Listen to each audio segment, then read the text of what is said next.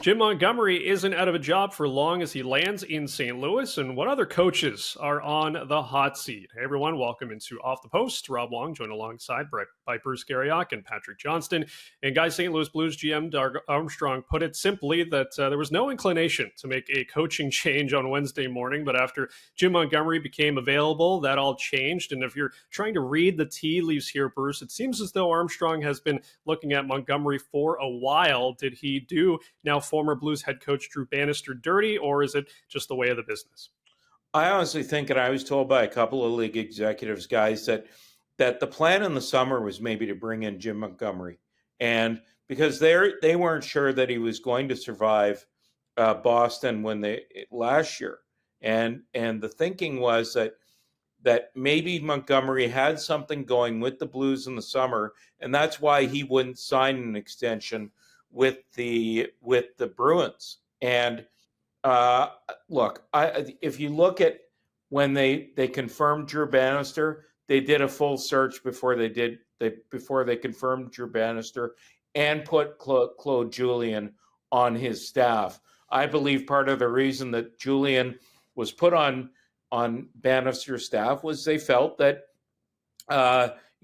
this was a tough challenge for Drew Bannister. Having just brought up from the American Hockey League. When they made the change, they didn't plan to make the change at that time. Sometimes, guys, you see a coach you want out there and you jump.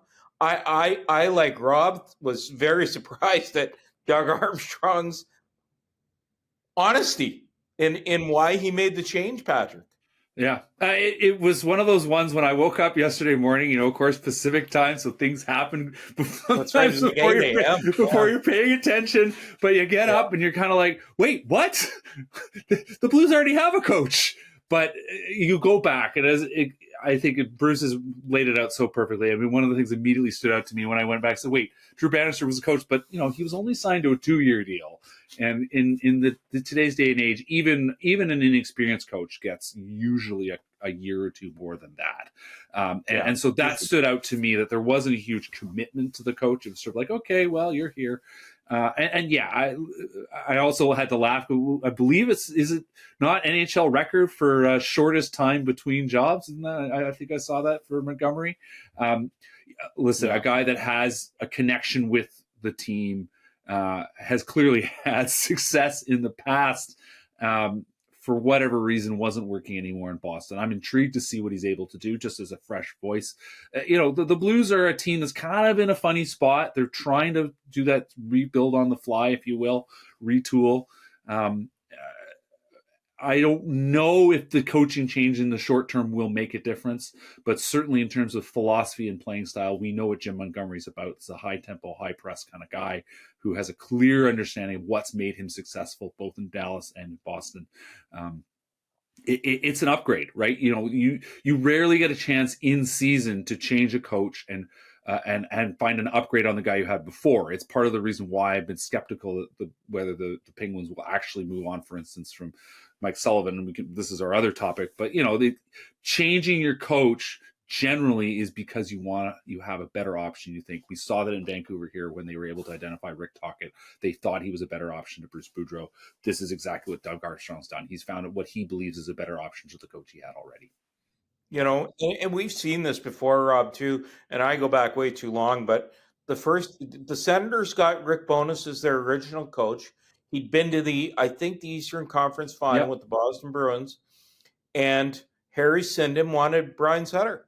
And Brian Sutter got fired by the St. Louis Blues, actually, became available. Yeah. And all of a sudden, Rick Bowness is out of a job. His old buddy, John Ferguson Sr., is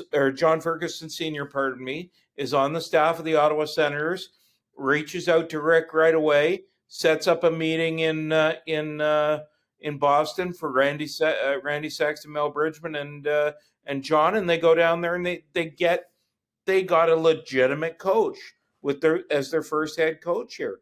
That sometimes GMs decide that the grass is greener, and I believe that's what happened here.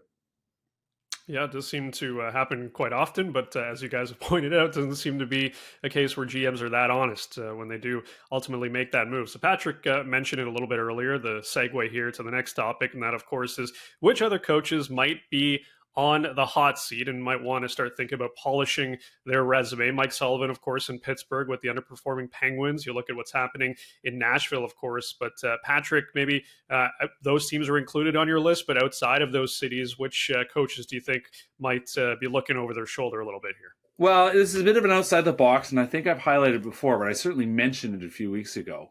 And people are kind of going, what? But I really keep wondering about Jim Hiller in Los Angeles. There's an interesting squad there. There's a bunch of kids. They've reset themselves. Listen, they're in a playoff spot right now, but they were underwhelming in the playoffs last year. I just wonder in the long run if this is really the guy to keep things locked in there.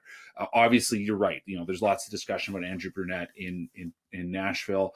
I'm not sure he's the problem given what he was able to pull together last year. Sullivan, of course, is an easy one, but I do find myself wondering about that. And of course, everyone talks about Greg Cronin in Anaheim, but I'm not sure what the change there would lead to, other than resetting some deck chairs, because that is a team that lacks maturity, something perhaps that is familiar to Bruce right now. A team that needs a little more sort of overall sense of who they are, what they're doing. That's another reason why I think there might be a coaching change there. There's definitely a few options around the league right now. There are options around the league, and I think you could look at, Andrew Brunette in Nashville. I think the guy I'm keeping the most eye on, because they were supposed to make the next step, is the Detroit Red Wings and Derek Lalonde. There is an organization that they're treading water this year, and they haven't had a great first quarter of the season. And I really think if you're looking for a hot spot in the National Hockey League, I think you have to look at a guy like Derek Lalonde. He's been there for a while, and have they made enough progress for Steve Yzerman to be happy? I don't know. The Utah Hockey Club got off to a great start, and I think that got the ownership very excited about what kind of team they have, but they've leveled off here. Is Andre Tourigny going to be on the hot seat? You can look around the National Hockey League. I think there's been an awful lot of heat on Martin St. Louis. I think in some situations, guys are going to make it to the end of the season, but I can't imagine that Mike Sullivan's going to be fired and then coach Team USA in the Four Nations. I don't see that situation happening. Mind you, a lot of people thought, guys, that before Montgomery did get fired, that Boston was waiting for Sullivan to get fired and hoping that he would end up in Boston, because I do think that would happen if Mike Sullivan became available. I do think he'd probably do the Montgomery thing, and within 5 days be in Boston. I honestly really believe that. And you mentioned Jim Hiller. The wild card for Jim Hiller, Patrick, is that the GM is in the final year of his contract. Absolutely. Name to watch in Detroit, by the way, Gerard Gallant. I've heard whispers about his name around that team. Good call, yeah. Very interesting. All right, well, the coaching carousel is powered up with Steve Yzerman. Exactly. There you go. Another connection there. We'll see what happens here moving forward over the next couple of weeks. As always, leave your thoughts in the comment section below. For Bruce Garrioch and Patrick Johnston, I'm Rob Wong. Thanks for watching, and we'll talk to you next time.